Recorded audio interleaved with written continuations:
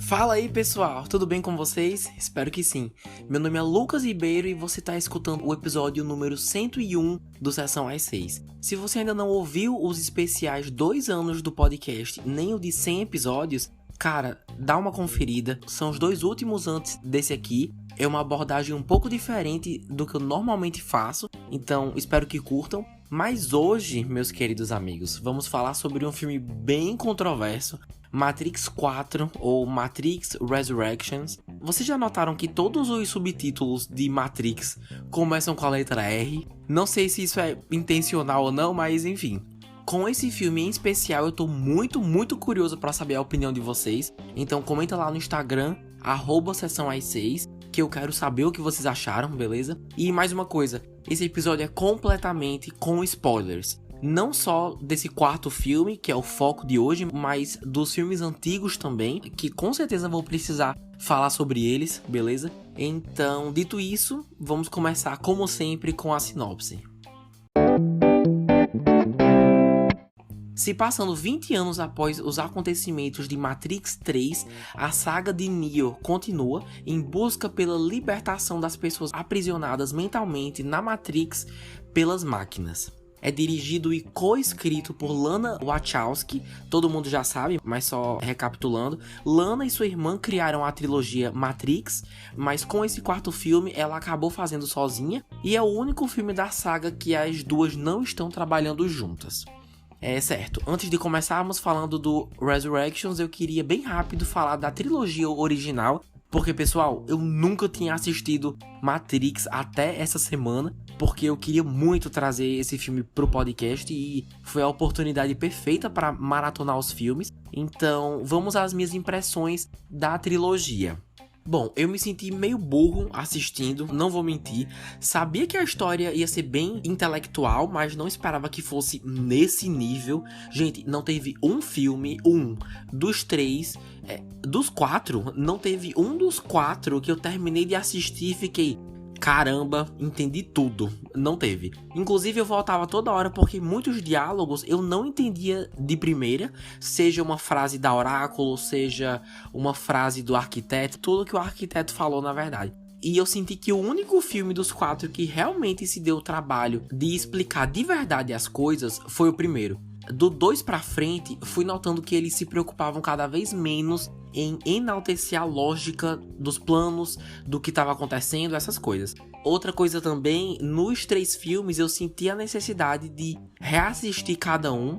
São histórias tão densas, com tanta coisa pra absorver, que eu me arrependi de só ter assistido agora, sabe? Na semana que eu ia falar aqui no Sessão às 6. Com certeza esse é o tipo de franquia que, reassistindo os filmes, eu vou entendendo mais. E infelizmente não pude fazer isso ainda.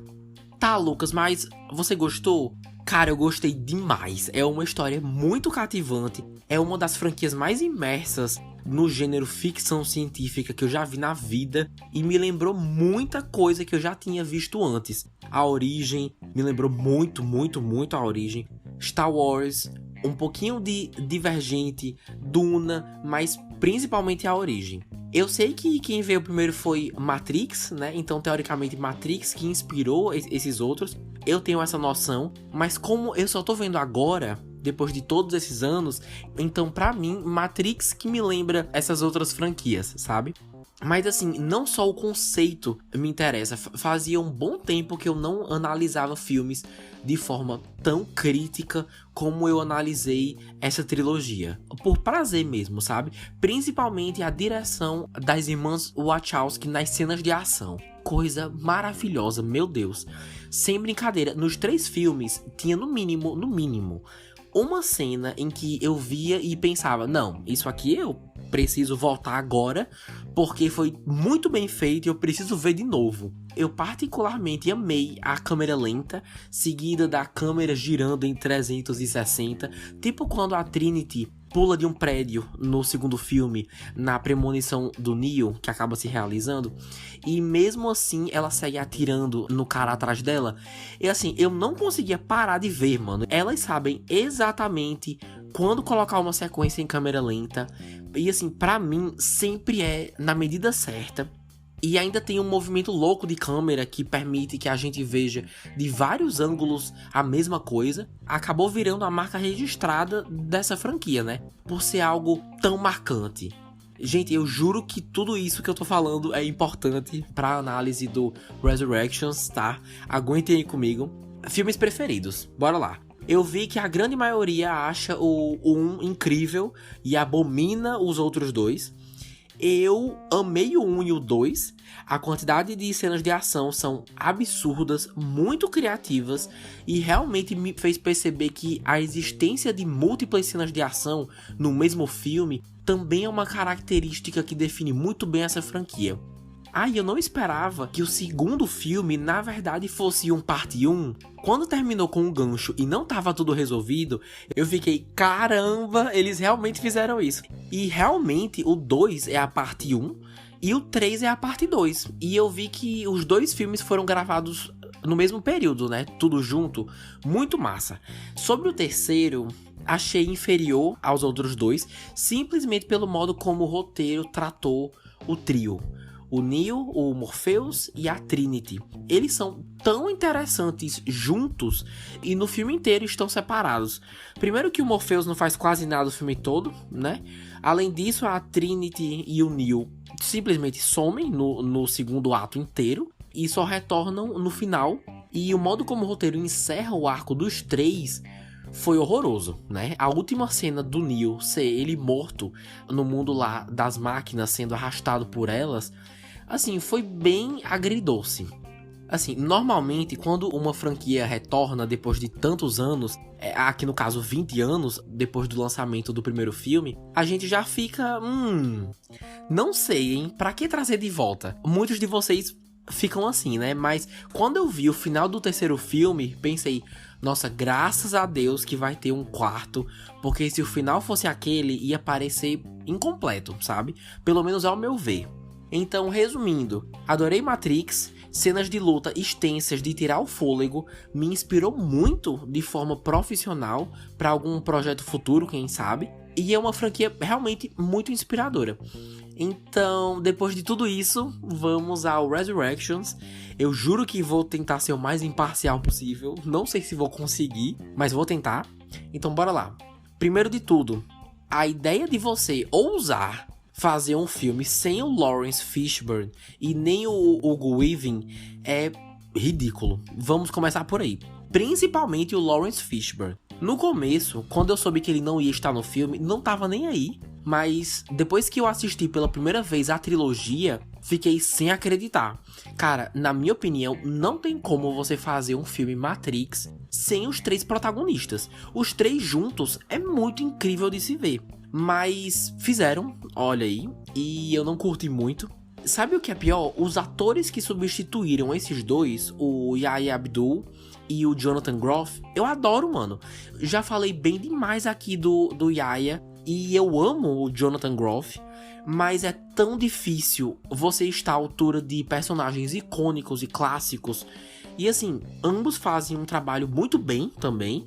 O problema não são eles, é tentar rejuvenescer atores que já não tem mais a cara de 20 anos atrás. Hollywood adora fazer isso.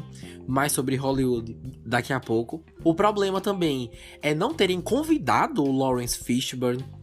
Isso é um crime, porque o cara tá vivo, disponível e adoraria ter retornado pro papel. E eu adorei que ele falou isso mesmo. Olha, não me chamaram, mas eu adoraria estar no filme. Não sei se tem alguma treta envolvida ou não, mas não importa. Pelo menos chamaram o Hugo Weaving, que faz o Smith, né? Mas teve um conflito na agenda dele e acabou não dando certo. Outra coisa importante, que eu devia ter falado isso antes, como nesse filme eu também não entendi muita coisa, por um lado eu penso que eu não devo dar minha opinião ainda, por não ter informações o suficientes para me sentir seguro falando sobre.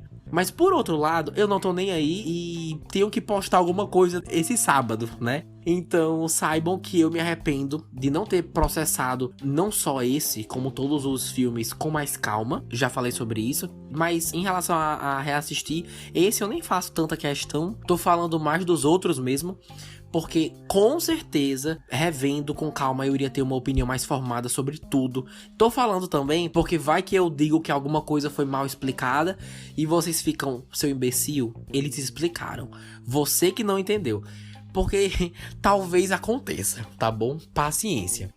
Ok, dito isso, seguimos com algumas coisas que eu não entendi, tá? Alguns questionamentos meus, fiquem à vontade pra me responder.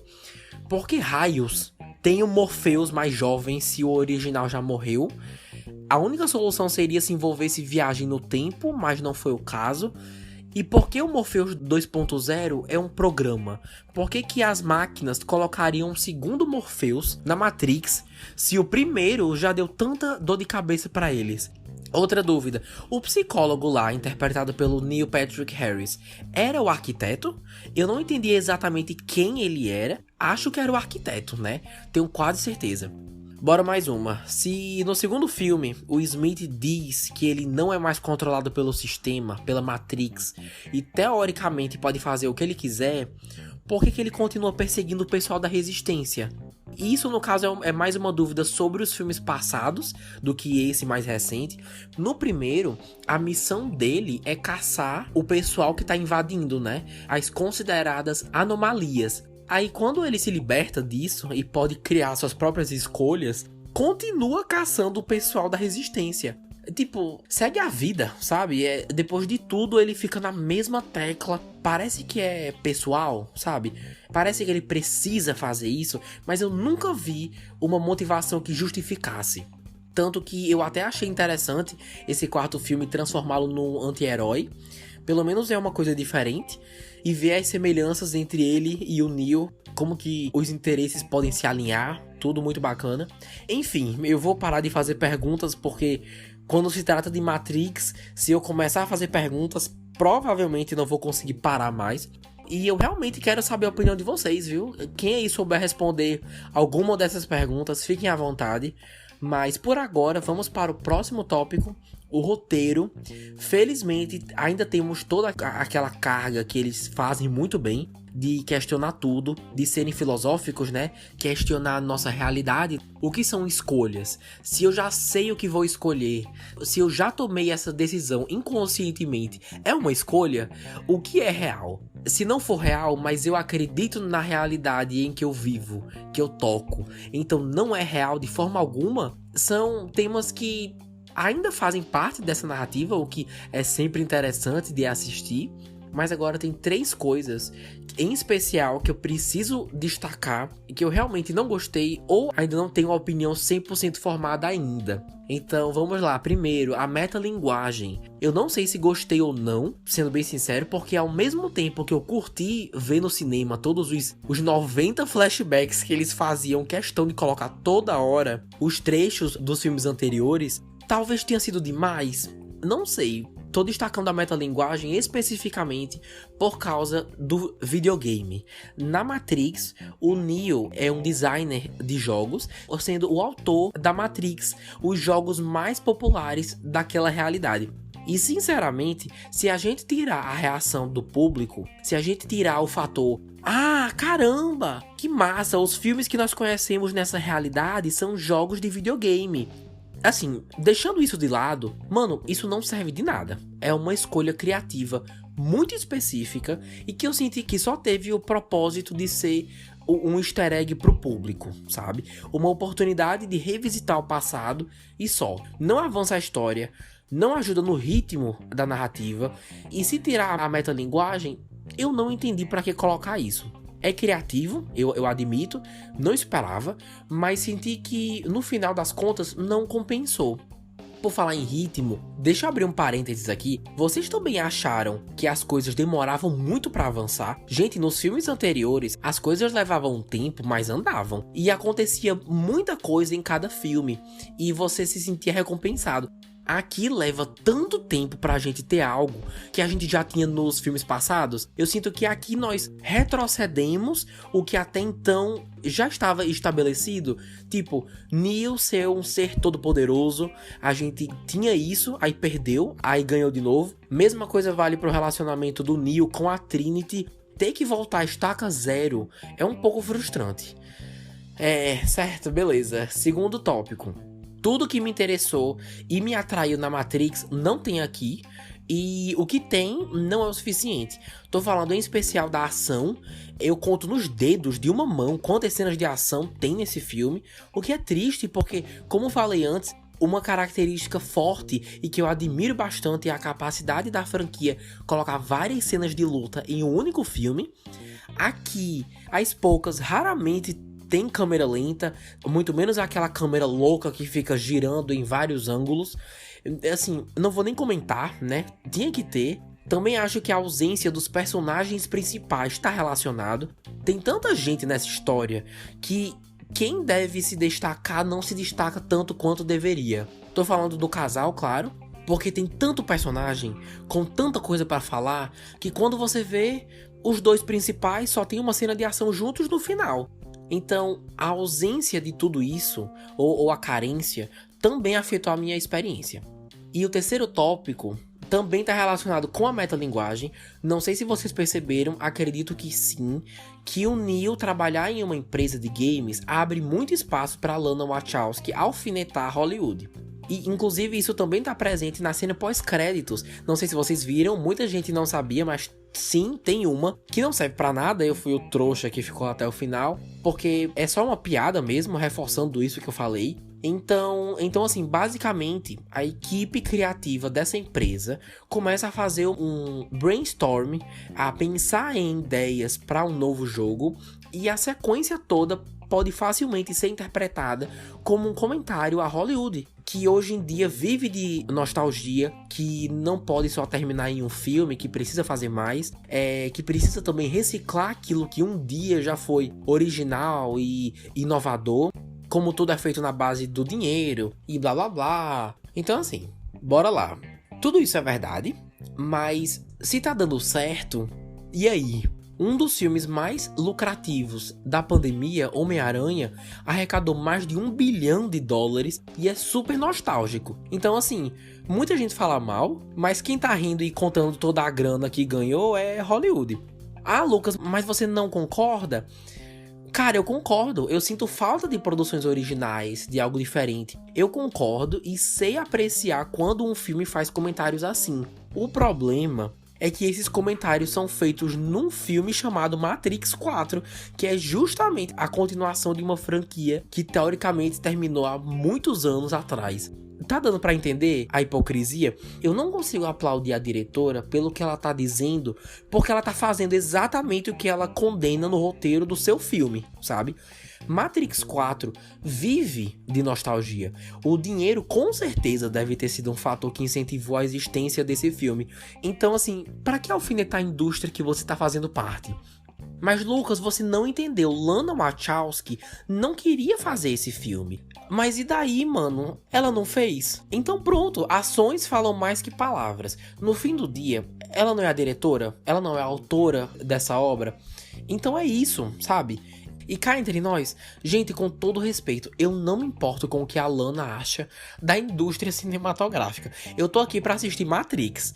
E essas cenas me tiraram um pouco da experiência, por não ter nada a ver com a franquia, que não precisa disso, sabe? Os comentários sociais e filosóficos sempre vieram da própria história principal, de uma forma muito orgânica.